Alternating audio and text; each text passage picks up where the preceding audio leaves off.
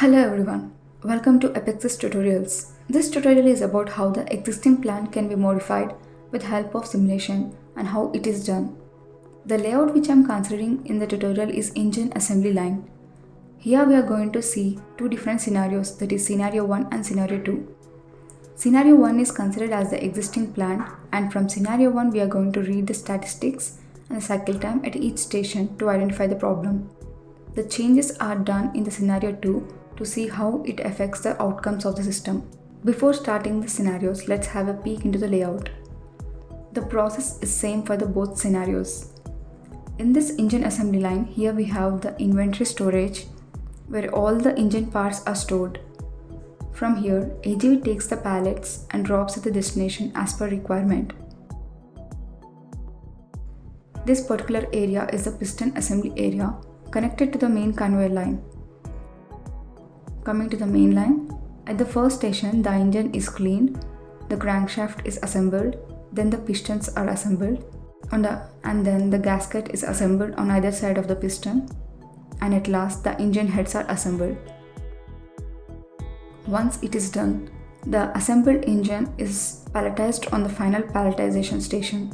Once the palletization is done, it is stored in the final storage with help of the forklift. Let's start with the scenario 1. In scenario 1, we are focused on reading the data of resource utilization and cycle time at each station, meaning how much time the engine is at particular station for work. Here, to read the cycle time, I am using an add-on, that is time printer, which is created by the APEXIZ. The link to the time printer is provided in the description box. You can download it from there. First, we will start with the statistics. In visual components, we can access the statistics from the home tab. In this layout, the process and the statistics are already defined. So from the statistics, we can find the tabs are already created and named as per data. First tab is named as engine production rate, that means number of engines produced at the end of the cycle. The next tab is AGV utilization, and then the operator utilization. This part includes all the operators in the layout. Next, for cycle times, the add-on needs to be triggered when the engine enters each station. For that to happen, we need to add the send signal statement in each process node within the stations. Let me open a process node statement to have a clear idea. Process node is accessible from the process tab. Let's take the process node 3. Here I have defined the statements for the station to work. You can see the first statement is transporting, and then added a print statement, then send signal statement to time printer, which is true. As it is process 3 station, it is named as start 3 and end 3. The same is done in each process node. When the engine enters, we can see the time in seconds in the output, with start 3 displayed following the time in seconds. And before engine exiting the particular station, end 3 is displayed following the time in seconds, so that it is easy to understand the station times in the output window. Now let's run the simulation for 3 hours to get the statistics.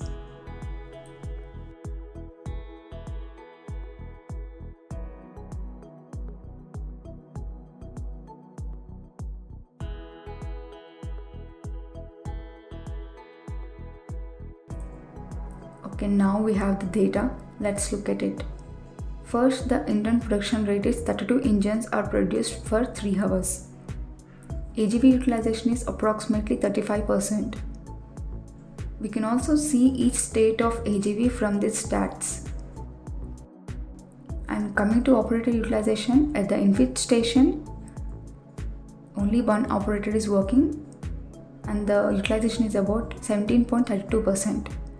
At piston station, the person who is assembling the pistons to a single piston is utilized 88.9%, and another operator who is assembling pistons on the main line is utilized 53%. And then the gasket operator is 37%, and the last station, which is engine head operator, is 48.3%. Okay, now let's continue the simulation and observe the flow.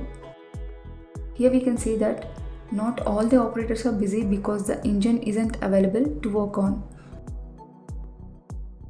From this data, we can say that no operator is utilized above 50%. So let's take the cycle times to understand why.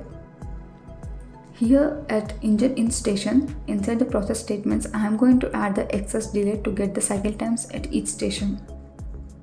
This is because as engines keep on entering the line, the time gets printed continuously in the output. So it might get messed up in the output section to take the single engine values. Due to that, I'm adding the delay at the station 1, so only one engine will pass through the entire line and we can take out the readings. Now let's run the simulation and wait until the one engine exits the line.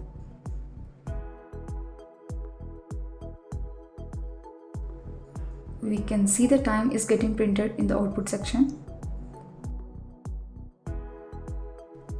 Once the cycle is done, I have noted the times in the document for explanation. Here, for scenario 1, start and end times is taken at each station. So out of all the stations, we can easily see that station 3 is having higher cycle time, due to which all the other stations are getting affected, either by waiting with the engine or for the engine. This is the reason the utilization is very low, and to increase the production and utilization of resources, we need to optimize the cycle times with stations. So let's see how we did it in the scenario 2. This is the scenario 2 with the same process happening, but we can observe the change in the line. The piston station is extended with one more operator. Pistons are assembled with a single operator onto the different stations which are connected to the main assembly line, but there are two operators who assembles the pistons on either side at two different stations, and we have added a buffer in between to let the other station work continuously. You will get a clear idea once you see the simulation. Now you can see the pistons on one side are assembled by this particular operator, and the engine is transferred to the next station and turns 180 degrees, so the pistons are assembled by the another operator. The only change we did in the scenario 2 to optimize the line is addition of a buffer and addition of another station at piston assembly. Here the line is not extended, instead rearranged the normal conveyors with the mechanism conveyors. Now let's run the scenario for 3 hours and take the statistics. Okay, 3 hours are done. Let's see how the statistics turn out to be. Engine production rate is 54 engines for 3 hours. AGV utilization is approximately 60%. Coming to the operator utilization at infeed is 31%, and at piston station, piston assembly operator is 94%. As this operator needs to work more to generate the pistons on both stations, this person is utilized a lot.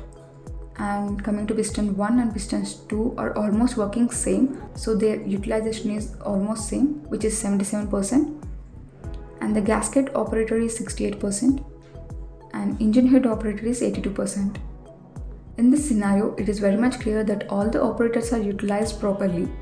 If we look at the scenario 2 simulation, the engines are present at each station and all the operators have the work so that the entire assembly line is busy with engines. And the engines produced are also higher in number compared to the scenario 1.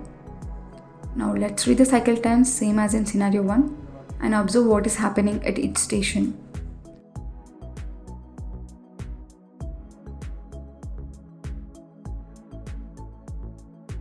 Once data is printed in the output section, I have taken them in the document same as in scenario 1 for the comparison. The time we read through the add-on time printer is in seconds. Now look at the cycle time at each station, which is same as in scenario 1. Only change we can observe is in station 3 and station 4, scenario 2 compared to the station 3 and station 4 in scenario 1. This is because in scenario 1, station 3 is for piston assembly, that is entire piston assembly on either sides. But in scenario 2, we divided the stations into two different stations. That means the station 3 and station 4 are used for piston assembly. Other than that, everything is same. In scenario 2, all the cycle times are optimized so that there will be lesser chances of bottlenecks in the line. However, in the scenario 1 and 2, for assembly of one single engine, time taken is same, which is equal to 11 minutes 45 seconds. From this we can conclude within the same cycle time, we can optimize the solution for better production and utilization. Scenario 2 is not a direct step. We need to iterate different possibilities which cannot be easily done theoretically. But in simulation, it becomes easy and changes can be manipulated easily within a few clicks. Have a look at the comparison finally. In scenario 1, we have 32 engines and utilization of resources was below 50%, but in scenario 2, we have 54 engines and utilization was above 50% for every operator. In this way, we can optimize the solution through simulation. Thank you for taking your time to watch the tutorial. Hope you understood the concept. This is the end of the tutorial. Have a good day.